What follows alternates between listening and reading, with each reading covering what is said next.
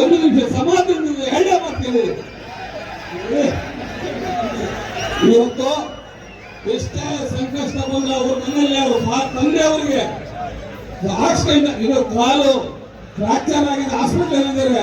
ನಾನು ಒಂದೇ ಒಂದು ಮಾತಾಡಿದೆ, ಮೇಡಮ್ ನೀವು ಏನೋ ಧಾರವಾಡಕ್ಕೆ ಬಂದಿಲ್ಲ ಅಂದ್ರೆ ಬೆಳಿಗ್ಗೆ ನನಗೆ ಸಿನಿಮಾ ಅಲ್ಲ, ನಾನು ಇರಲ್ಲ, ನೀವು ಮಾಡ್ಕೊಳ್ಳಿ. ಇವತ್ತು ನಿಮ್ಮೆಲ್ಲರಿಗೂ ಅವ್ರು ಸಿಗಬೇಕು ಅಂದ್ರೆ ಇದೇ ಒಂದು ನಿರ್ಮಾಪಕ ಕಾರಣ. ಆಮೇಲೆ ಮಾತಾಡ್ತಾರೆ, ನಿಮ್ಮ ಅವರು ಮಾತಾಡ್ತಾರೆ. ಆತ್ಮೀಯ ಕನ್ನಡ ಬಂಧುಗಳೇ, ಇವತ್ತು ಕನ್ನಡ ಒಂದು ಚಿತ್ರ ನಿರ್ಮಾಣ ಮಾಡಬೇಕಾದ್ರೆ ಎಷ್ಟು ಕಷ್ಟ ಇದೆ ಅಂತ ಗೊತ್ತಿದೆ.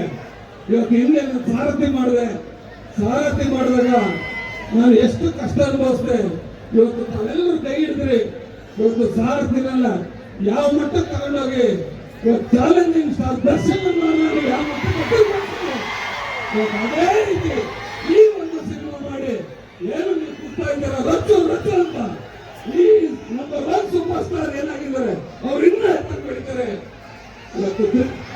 ಅದಕ್ಕೋಸ್ಕರನೇ ಈ ಒಂದು ಕಾರ್ಯಕ್ರಮ ಆಯೋಜಿಸಿದ್ದೀವಿ. ನಾನು ಜಾಸ್ತಿ ಮಾತಾಡೋಕೆ ಹೋಗಲ್ಲ. ಜನವರಿ 23 ಹಿಂದೆ ನೀವು ಯಾವ ರೀತಿ ಸಾರಥಿ ಅಂತ ಸಿನಿಮಾ ನೋಡಿದ್ರೆ ಅದೇ ರೀತಿ ಲ್ಯಾಂಡ್ಲಾರ್ಡ್ನಲ್ಲಿ ರಾಗಡ್ ಲುಕ್ನಲ್ಲಿ ನಿಮ್ಮ Dimple king lady super star Rachchu ಕಾಣ್ತಾರೆ. ಅದೇ ರೀತಿ ದುನಿಯಾ ವಿಜಯ್ ಅವರು ಇವತ್ತು ಅವರು ಎಂದು ಮಾಡಿದಂತ ಪಾತ್ರನ ಈ ಸಿನಿಮಾದಲ್ಲಿ ಮಾಡಿದ್ದಾರೆ. ಅದೇ ರೀತಿ ನಮ್ಮ ರಾಜ್ಯ ಶೆಟ್ಟಿ ಅವರು, ನೀವು ಯಾರಾದ್ರೂ ಅವರನ್ನ ಲುಕ್ ಅಲ್ಲಿ ನೋಡಿದ್ರೆ ರಾಜೀವ್ ಶೆಟ್ಟಿ ಅವರು ಎಂದೂ ಕಾಣದಂತ ಒಂದು ಲುಕ್ ನಲ್ಲಿ ಕಾಣ್ತಾರೆ. ಇವತ್ತು ಅದನ್ನು ಈ ಸಿನಿಮಾ ನೋಡಿ ಜನವರಿ 23ಕ್ಕೆ ನಾವೆಲ್ಲರೂ ಸಿನಿಮಾ ಥಿಯೇಟರ್ ಹೋಗಿ ನೋಡಿ ಈ ಒಂದು ಸಂಭ್ರಮವನ್ನು ಆಚರಿಸಿ ಅಂತ ಹೇಳ್ತಾ ನನ್ನ ಮಾತನ್ನು ಮುಗಿಸ್ತೀನಿ. ಜೈ ಕರ್ನಾಟಕ.